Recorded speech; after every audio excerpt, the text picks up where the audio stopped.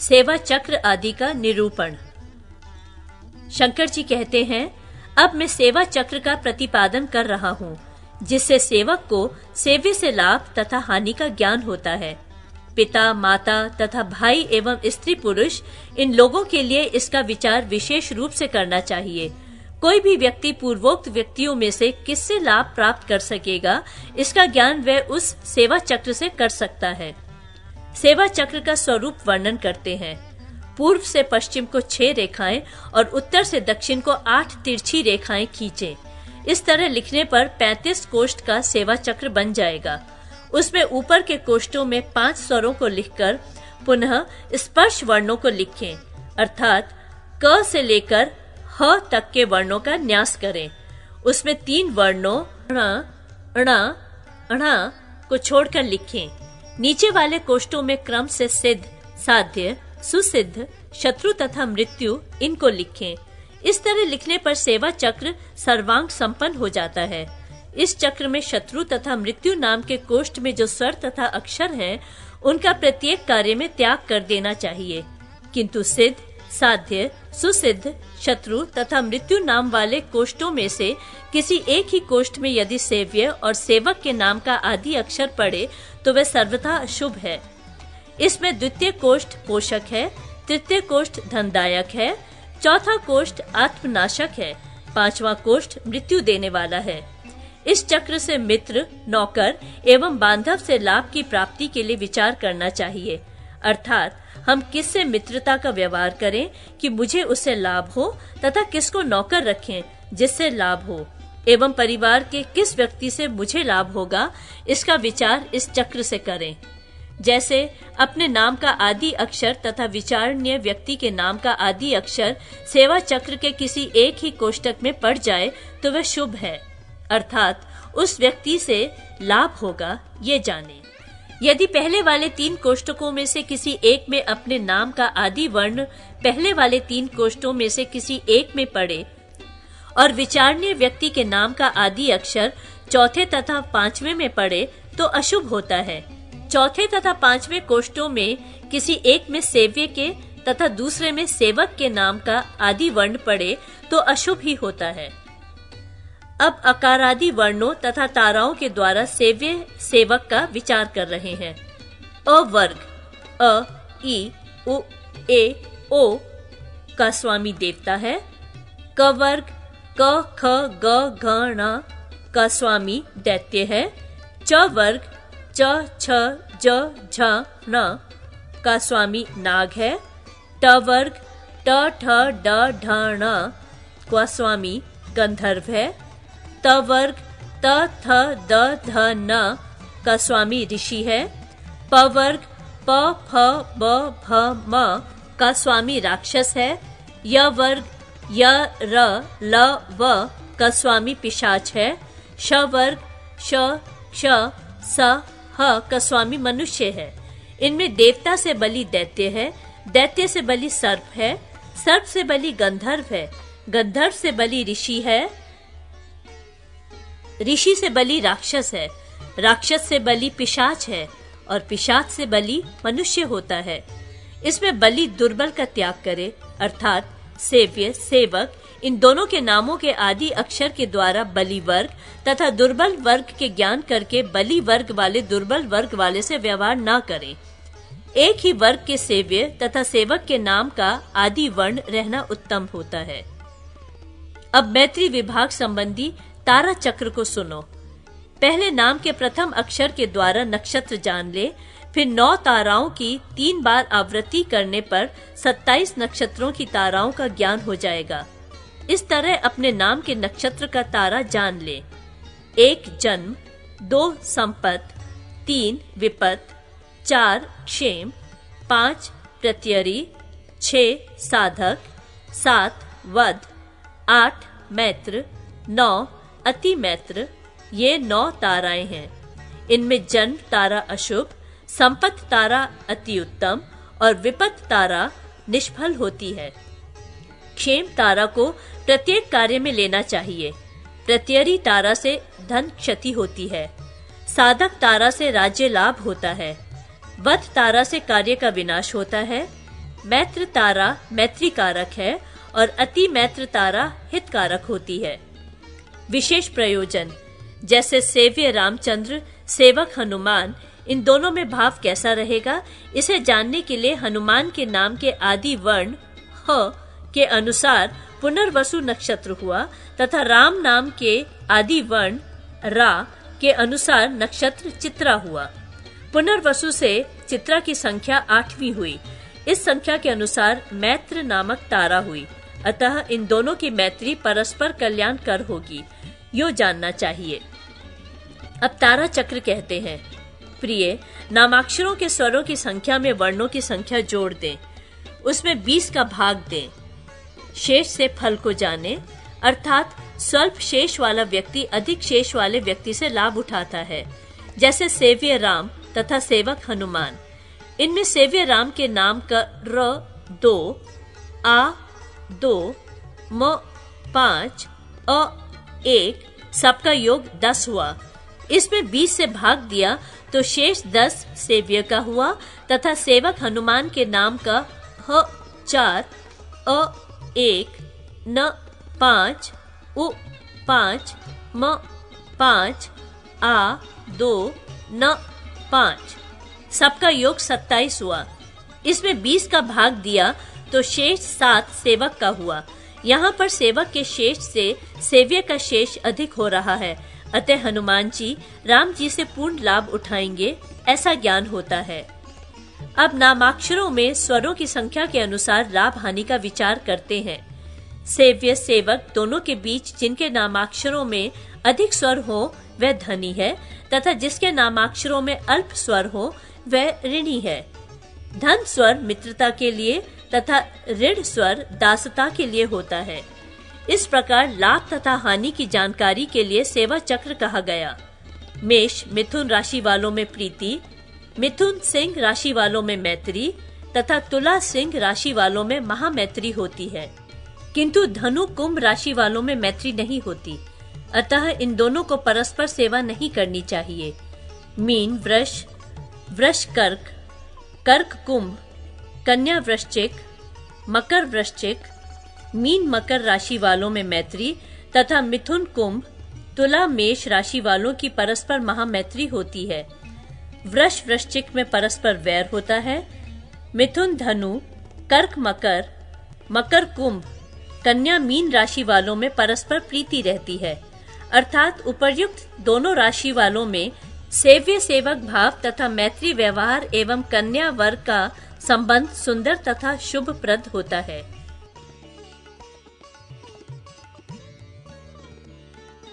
नाना प्रकार के बलों का विचार।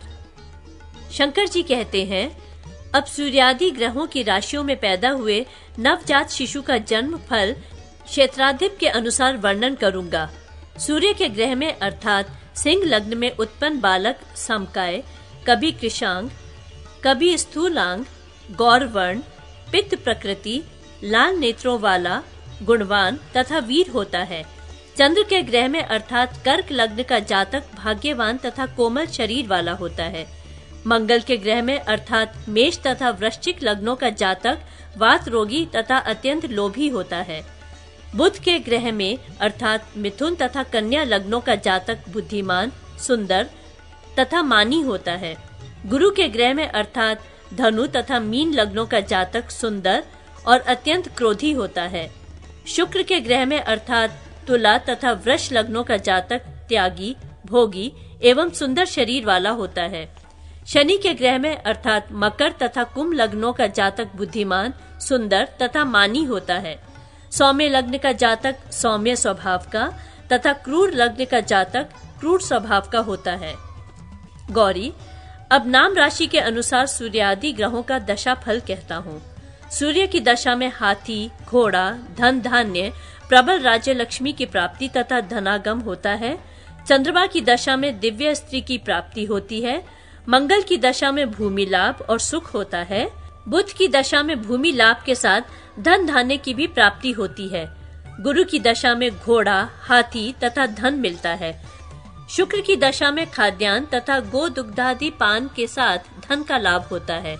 शनि की दशा में नाना प्रकार के रोग उत्पन्न होते हैं। राहु का दर्शन होने पर अर्थात ग्रहण लगने पर निश्चित स्थान पर निवास, दिन में ध्यान और व्यापार का काम करना चाहिए।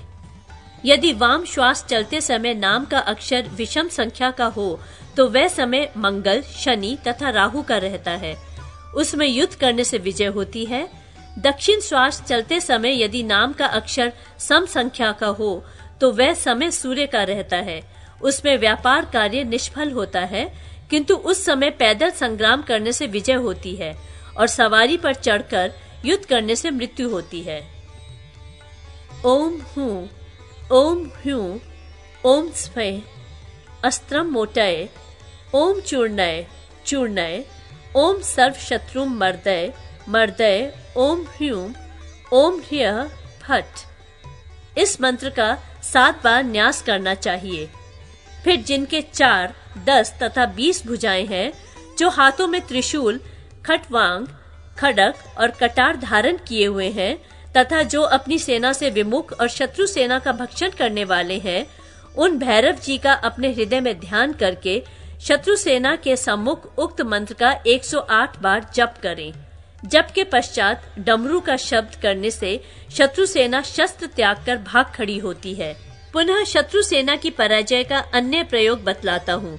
शमशान के कोयले को काक या उल्लू की विष्ठा में मिलाकर उसी से कपड़े पर शत्रु की प्रतिमा लिखें और उसके सिर, मुख, ललाट, हृदय, गुह्य, पैर, पृष्ठ, बाहु और मध्य में शत्रु का नाम 9 बार लिखें। उस कपड़े को मोड़कर संग्राम के समय अपने पास रखने से तथा पूर्वोक्त मंत्र पढ़ने से विजय होती है। अब विजय प्राप्त करने के लिए त्रिमुखाक्षर तारक्ष्य चक्र को कहता हूँ। शिप ओम स्वाहा तारक्ष्य आत्मा शत्रु रोग विषादिनुत। इस मंत्र को तारक्ष्य चक्र कहते हैं। इसके अनुष्ठान से दुष्टों की बाधा, भूत बाधा एवं ग्रह बाधा तथा अनेक प्रकार के रोग निवृत्त हो जाते हैं। इस गरुड़ मंत्र से जैसा कार्य चाहे सब सिद्ध हो जाता है। इस मंत्र के साधक का दर्शन करने से स्थावर जंगम, लूता तथा कृत्रिम ये सभी विष नष्ट हो जाते हैं। पुनः महाताक्षर्य को यो ध्यान करना चाहिए।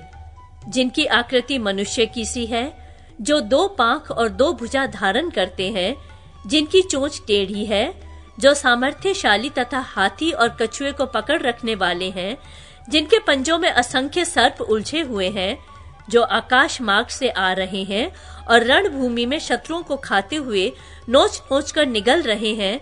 कुछ शत्रु जिनकी चोंच से मारे हुए दिख रहे हैं, कुछ पंजों के आघात से चूर्ण हो गए हैं, किन्हीं का पंखों के प्रहार से कचूमर निकल गया है और कुछ नष्ट होकर 10 दिशाओं में भाग गए हैं। इस तरह जो साधक ध्यान निष्ठ होगा वे तीनों लोकों में अजय होकर रहेगा, अर्थात उस पर कोई विजय प्राप्त नहीं कर सकता। अब मंत्र साधन से सिद्ध होने वाली पिच्छिका क्रिया का वर्णन करता हूँ।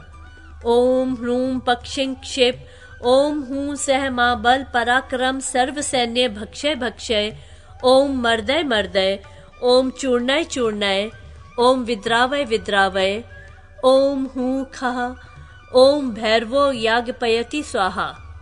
इस पिच्छिका मंत्र को चंद्र ग्रहण में जप करके सिद्ध करने वाला साधक संग्राम में सेना के सम्मुख हाथी तथा सिंह को भी खदेड़ सकता है। मंत्र के ध्यान से उनके शब्दों का मर्दन कर सकता है तथा सिंहारूढ़ होकर मृग तथा बकरे के समान शत्रुओं को मार सकता है। दूर रहकर केवल मंत्रोच्चारण से शत्रु नाश का उपाय कह रहे हैं। काल रात्रि आश्विन शुक्ला अष्टमी में मृतकाओं को चरु प्रदान करें और शमशान की भस्म, मालती पुष्प, चामरी एवं कपास की जड़ के द्वारा दूर से शत्रु को संबोधित करें। संबोधित करने का मंत्र निम्नलिखित है। ओम अहे हे महेंद्री, अहे महेंद्री भंज ही, ओम जही मसानम ही खाही खाही, किली किली, ओम हूं फट। इस भंग विद्या का जप करके दूर से ही शब्द करने से, अपराजिता और धतूरे का रस मिलाकर तिलक करने से शत्रु का विनाश होता है। ओम किली किली विकली इच्छा किली भूत हनी शंखिनी, उमे दंड हस्तय रौद्री माहेश्वरी, उल्कामुखी ज्वालामुखी, शंकुकर्णे शुष्क जंगे, अलम्बुशे हर हर, सर्वदुष्टान खन खन, ओम यणमानी रीक्षयेद देवी तांस्तान मोहय, ओम रुद्रस्य हृदय स्थिता रौद्री सौम्येन भावेन आत्मरक्षाम ततः कुरु स्वाहा। इस सर्व कार्यार्थ साधक मंत्र को भोजपत्र पर वृत्ताकार लिखकर 12 में मृतकाओं को लिखें। इस विद्या को पहले ब्रह्मा, विष्णु, रुद्र तथा इंद्र ने हाथ आदि में धारण किया था तथा इस विद्या द्वारा बृहस्पति ने देवासुर संग्राम में देवताओं की रक्षा की थी। अब रक्षा यंत्र का वर्णन करते हैं। रक्षा रूपिणी नारसिंही, शक्ति रूपा भैरवी तथा त्रैलोक्य मोहिनी गौरी ने भी देवासुर संग्राम में देवताओं की रक्षा की थी। अष्टदल कमल की कर्णिका तथा दलों में गौरी के बीज ह्री मंत्र से संपुटित अपना नाम लिखते। पूर्व दिशा में रहने वाले प्रथमादि दलों में पूजा के अनुसार गौरी जी की अंग देवताओं का न्यास करें। इस तरह लिखने पर शुभे रक्षा यंत्र बन जाएगा। अब इन्हीं संस्कारों के बीच मृत्युंजय मंत्र को कहता हूँ, जो सब कलाओं में परिवेष्टित है, अर्थात उस मंत्र से प्रत्येक कार्य का साधन हो सकता है तथा जो सकार से प्रबोधित होता है। मंत्र का स्वरूप कहते हैं। ओमकार पहले लिखकर फिर बिंदु के साथ जकार लिखे, पुनः धकार के पेट में वकार को लिखें, उसे चंद्र बिंदु से अंकित करें, अर्थात ओम जम ध्वम। यह मंत्र सभी दुष्टों का विनाश करने वाला है। दूसरे रक्षा यंत्र का उद्धार कहते हैं। गोरोचन कुमकुम से अथवा मलयागिरी चंदन कर्पूर से भोजपत्र पर लिखे हुए चतुर्दल कमल की कर्णिका में अपना नाम लिखकर चारों दलों में ओंकार लिखें। आग्नेय आदि कोणों में हुंकार लिखें। उसके ऊपर षोडश दलों का कमल बनाएं। उसके दलों में आकार आदि षोडश स्वरों को लिखें। फिर उसके ऊपर 34 दलों का कमल बनाएं। उसके दलों में क से लेकर क्ष तक अक्षरों को लिखें। उस यंत्र को श्वेत सूत्र से वेष्टित करके रेशमी वस्त्र से आच्छादित कर कलश पर स्थापन करके उसका पूजन करें। इस यंत्र को धारण करने से सभी रोग शांत होते हैं एवं शत्रुओं का विनाश होता है।